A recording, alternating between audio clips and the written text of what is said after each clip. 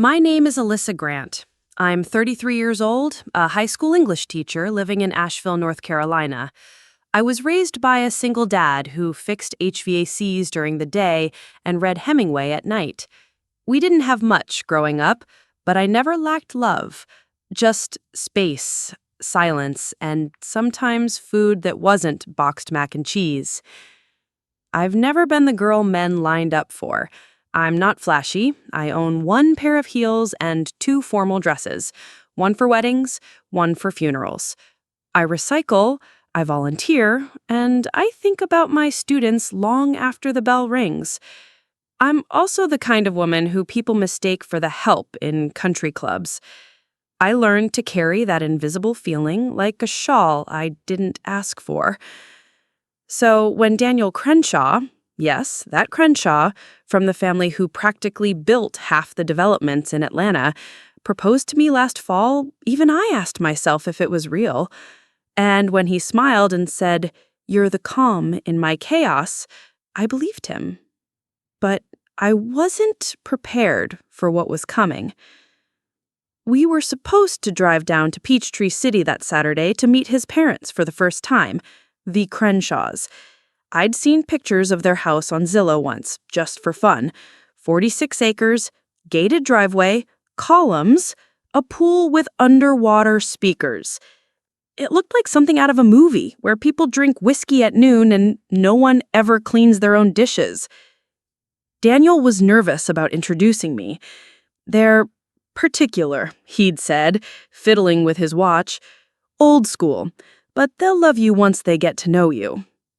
Old school. That was code for a lot of things. I tried not to dwell on it. We got a late start that morning. Daniel's firm called him into a last-minute Zoom meeting, so he said we'd meet directly at his parents' place. Just follow the GPS and don't worry about a thing. I'll be there before you. So there I was, halfway through rural Georgia, in a navy dress I ironed twice, driving a borrowed Hyundai Sonata, gripping the wheel with both hands like I was taking a driving test. Then I saw her, an elderly woman standing on the shoulder of the road next to a broken-down pickup. Her thumb wasn't out, but her face, wrinkled, sun-beaten, panicked, told me she needed help.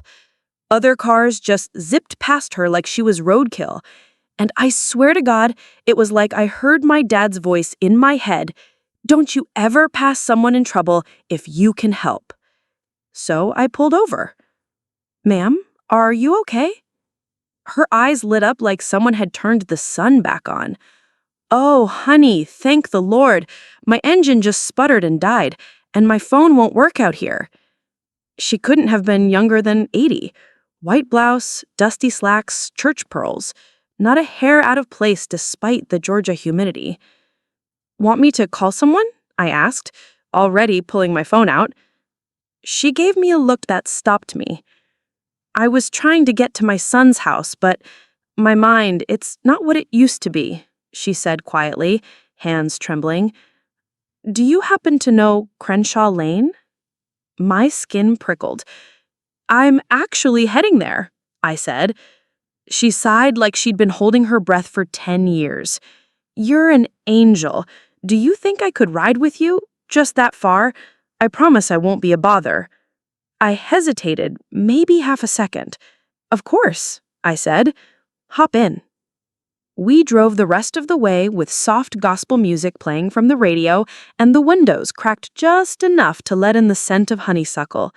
She hummed a little, asked my name, smiled when I said it, told me her name was Ruthie and that she had 5 sons, all of them too busy to fix a carburetor.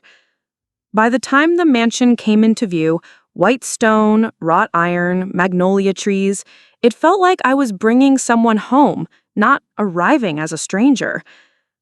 Daniel's car was already there, so were 2 others. I figured his brother and sister must have arrived early. Ruthie touched my arm as I parked. "Thank you for your kindness, dear.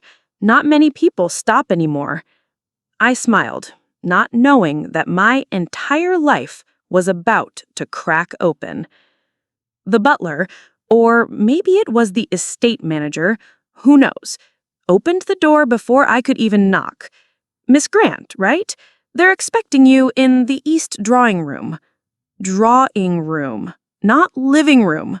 Drawing room. I turned to help Ruthie out of the car, but she waved me on. "You go on. I'll just gather myself here." I stepped inside. The ceilings soared. A chandelier the size of a minivan twinkled overhead. Marble floors, silent staff, the kind of place where whispers echo and nothing smells like food. Then I heard voices, laughing, a little too loud. When I entered the drawing room, I froze, so hard my breath caught in my throat. Daniel was standing there, beside a tall blonde woman in a red dress. His hand was on her back. His mother, presumably, sat on a velvet chaise, sipping from a crystal glass. His father was by the fireplace, chuckling at something the woman in red had just said. No one noticed me at first. Then Daniel looked up, and the blood drained from his face. "Alyssa, you're early." I was right on time. His mother turned. Her eyes scanned me, head to toe, then passed me over like I was hotel staff who'd walked in on the wrong meeting. "Who's this?" she asked coldly. Daniel stammered. She's nobody. Just someone who helped Nana with her car." Nana. The woman I had just driven. Ruthie. My pulse thudded in my ears. "She's my fiancé," I said flatly, eyes locked on Daniel. The woman in red, young, polished, clearly well-dressed for this exact moment, snorted a laugh and turned to Daniel's mother. "That's the girl?" Daniel opened his mouth, but nothing came out. Behind me, soft footsteps approached, and then Ruthie's voice, calm but firm, cut through the room like a blade. "No. She's the woman I chose to ride with, the only one who treated me like a person today." Everyone went silent. Daniel's mother stood up, her mouth slightly open. "Mother, what are you talking about?" Ruthie stepped forward, took my hand, and turned to the room, and what she said next would unravel everything I thought I knew about Daniel Crenshaw and what I was really walking into. Ruthie didn't raise her voice. She didn't need to. The moment she said, "She's the only one who treated me like a person today," the temperature in that grand room dropped like someone had opened the back door in winter. Daniel's father blinked, confused. His mother clutched her pearls. And Daniel, God, he looked like someone had just pulled the rug out from under him. "Mother?" he said slowly, like maybe she'd wandered into the wrong mansion. "Why were you on the side of the highway?" She gave him a look I'll never forget, equal parts sadness and steel. "I needed to see what kind of people you all have become, and to see what kind of woman you were about to bring into this family." She squeezed my hand tighter. I found my answer. Let me back up.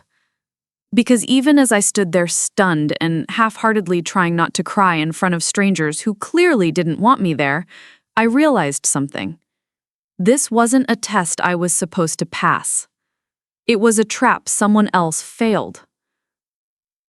Ruthie let go of my hand and walked toward her son.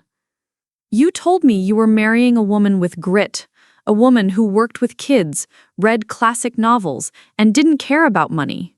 You lied to me, didn't you, Daniel?" He rubbed his temple, like he could make this all disappear. "I didn't lie, I didn't think it would matter. You weren't supposed to be there today, remember?" His voice cracked near the end. The woman in red, the one Daniel had his hand on earlier, crossed her arms, eyeing me like I was a stain on her rug. "This is insane. Are we really doing this, Ruthie? You show up out of nowhere, pretending to be a stranded stranger, and now you're what, playing morality cop?" Ruthie smiled, but it didn't reach her eyes. That's rich coming from you, Candace. Remind me, how long have you and Daniel been working late together? She stiffened. Her cheeks flushed, like she'd just been slapped without a sound. I turned slowly to Daniel. You're sleeping with her? He couldn't look at me. My stomach dropped. You said you were working late to cover for a new associate, that your parents were pressuring you about the engagement, and you didn't want to introduce me until you were sure they wouldn't make it ugly. He didn't lie about that part. He mumbled, they were pressuring me. But, look, I didn't expect you to show up like that. I thought you'd wait outside or something. The way he said it, like I had embarrassed him, made something in me snap. You thought I'd park around back, like I wasn't good enough to be seen? He finally looked at me. I just didn't want to deal with this. I let out a short laugh. This being me. Got it. Ruthie walked over to the fireplace and picked up a framed photo. Daniel at a graduation ceremony, flanked by both his parents. I raised 5 boys, and I told each of them, marry someone who sees you, not your money. Someone who'll sit beside you in a hospital waiting room at 3 a.m. Someone who'll pull over for an old woman by the side of the road, even as they're late to dinner with people they're terrified won't accept them. Her voice trembled just a little on that last line. She looked at Daniel. She's worth 10 of you. Daniel looked away. I thought the worst of it was over. That maybe I'd walk out with my dignity and Ruthie's approval and try to stitch together whatever scraps of my pride I had left. But then Daniel's father spoke for the first time. She's a school teacher, for Christ's sake. You think that's someone fit to carry the Crenshaw name? Ruthie turned to him slowly. She's the kind of woman who didn't flinch when I got in her car with dirt on my shoes. She offered me water. She asked if I needed to call someone. She made sure my seatbelt was on. She faced the room. And she did all that without knowing I owned this house or half the properties in Fayette County. Dead silence. Candace's eyes darted between us like she couldn't believe what she was hearing. I blinked. Wait, you own this house? Ruthie nodded gently. Left it in their name for tax reasons, but yes, I built it with your future in mind. And I've spent the last 6 months wondering if any of my sons still deserve what I'm leaving behind. Daniel's face paled. Mother, this isn't fair. No, what's not fair is how easily you turned on someone who trusted you, who defended you when you weren't even in the room. I couldn't speak. My throat was tight, and my knees felt like jelly. It was like watching a chess game where I didn't even know the rules until the last move. I turned to Daniel one last time. I believed you when you said I was the only one who made you feel seen. I let myself think maybe I wasn't too plain, too broke, too average to be loved by someone like you. And now I realize maybe I was too good. I turned to walk out. Ruthie followed me to the front porch. The sun was starting to set, spilling warm gold across the lawn. Wait, she said softly. I paused, afraid to hear anything else that might split me wider open. But she just smiled, this tired, kind smile that reminded me of the librarian from my childhood who always knew what book to give me. She said, I don't believe in accidents. You were supposed to be here today. You gave me the truth, and I intend to return the favor. She slipped something into my hand, a small, worn envelope. Inside was a business card and a handwritten note. Call me next week. Let's talk about real futures, not borrowed ones. I didn't know what that meant. Not yet. But the way she said it made my heart stir in a way I hadn't felt in months. Then she hugged me, and for a brief second, it felt like something in me, something fractured, was starting to knit back together. I got into my car, hands trembling again.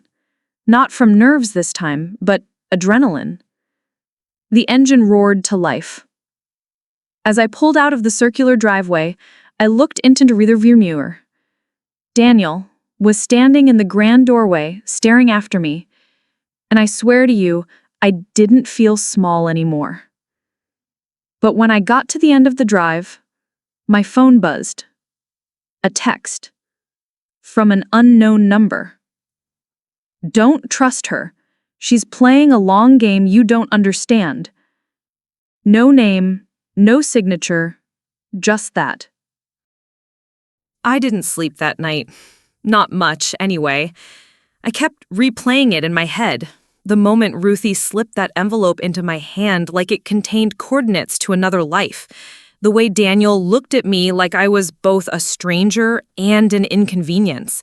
The woman in red, Candace, practically smirking. And then the text. Don't trust her. She's playing a long game you don't understand. The next morning, I sat on my porch with a cup of cold coffee and stared at the envelope again. I'd Googled the number. Nothing came up. The business card simply read, Ruth Crenshaw, Crenshaw Legacy Foundation, Private Advisory, Empowering What Others Discard. It felt cryptic, like the title of a novel you wouldn't fully understand until the last page. And I wasn't sure if I was a character in her story or if she had just become a pivotal one in mine. I waited 3 days before calling. She picked up on the second ring. Alyssa. It wasn't a question. You got my text, I said, half choking. Psychic, too? She chuckled softly. I've lived long enough to know when a woman needs time to let the burn cool before she leans into the fire. I smiled despite myself. She invited me to lunch, not at the mansion, at a small cafe in Decatur, off the square, where no one wore pressed linen or asked what kind of wine pairings came with the salad. I wore jeans, she wore a denim jacket. We both ordered iced tea. And when I asked her about the text, she didn't flinch. I sent it, she said simply. I needed you to understand the full picture before you made a decision. I leaned forward. What full picture? She exhaled and looked out the window, like she was watching memories drift by. She began, Daniel has always been two people, the boy who picked wildflowers for his teachers in kindergarten, and the man who learned how to mimic his father's charm while carving people's backs behind closed doors. I didn't say anything. I just let her keep going. She said, I gave all my boys every opportunity, but money doesn't buy soul. And somewhere along the way, Daniel learned that image was easier than honesty, that looking successful mattered more than being good. She turned back to me. That's why I had to know who you were. If you were just another Candace, or worse, someone being groomed to become one. I blanked. And what did you decide? Her eyes softened. You're real, Alyssa. Maybe a little cracked, but the kind that lets light through. And I'm tired of investing in people who only know how to reflect shadows. She handed me a folder. Inside were documents. Real estate holdings, trust structures, something called community reclamation grants. At first, I thought it was a mistake. I'm not following, I said. What is this? A new beginning, she said. Not just for you, for what I want this family to become. She explained everything. For years, Ruthie had been quietly buying up distressed properties in underserved neighborhoods, places Daniel's father and brothers had written off as bad investments. She turned them into community centers, affordable housing, reading programs, all through a shell foundation she ran behind the scenes because no one in our family had cared to ask what she was doing with her legacy budget. But she was getting older. She needed someone else to help carry the mission. Someone with heart, discipline, and a good eye for people. "I don't need another heir," she said. "I need a partner. Someone who knows what it means to have nothing and still choose kindness." I sat there stunned. Not just because she trusted me, but because no one had ever offered me anything like that before. Not with strings, not with judgment, not without expecting me to be smaller than I was. That was 6 months ago. In that time, I've learned more about zoning permits, grant writing, and city council meetings than I ever thought possible. I'm still teaching part-time, but now I also serve as Ruthie's co-director for the Crenshaw Legacy Foundation. Daniel hasn't called, not once. But Candace did 3 weeks after the Crenshaw Trust was restructured and Ruthie legally removed Daniel from all inheritance allocations. Apparently, the woman he was working late with didn't appreciate being cut off from lake house weekends and unlimited Amex cards. Her voicemail was short. "I hope you're happy, you manipulative little..." I deleted it before it finished. And as for the mansion, it's still standing, but Ruthie doesn't live there anymore. She moved into a modest craftsman bungalow closer to her favorite library and one of our newest reading programs. She told me she's never slept better. It would be easy to say this whole thing was revenge, and maybe part of it was. There was satisfaction in watching Daniel's entitlement crash down around him like scaffolding never meant to hold weight. There was justice in seeing Ruthie's money, time, and love redirected towards people who actually respected it. But the truth? The real revenge was becoming someone he could never manipulate again. Someone who no longer measures her worth by whether she's invited into the room, but by what she does once she's there. Last week, I walked into my old high school with a box of books and a small plaque from the foundation. It read, "To those who pull over, you're the reason we still have hope." I saw my reflection in the glass. And for the first time in a long time, I didn't look like someone who was faking it. I looked like someone who belonged. So yeah, I lost a fiancé, but I gained a calling and a mentor. And maybe, one day, a new kind of love. One built on truth, not image. But for now, I'm good. More than good. I'm free. Sometimes the best revenge isn't loud, it's not explosive or petty. It's quiet, powerful, and built on becoming someone they never saw coming. If you've ever been underestimated, overlooked, or made to feel small, drop your story in the comments. I want to hear it. And if this story spoke to you, hit that like, subscribe, and tap the notification bell. Because healing, justice, and transformation, that's the kind of story we'll keep telling.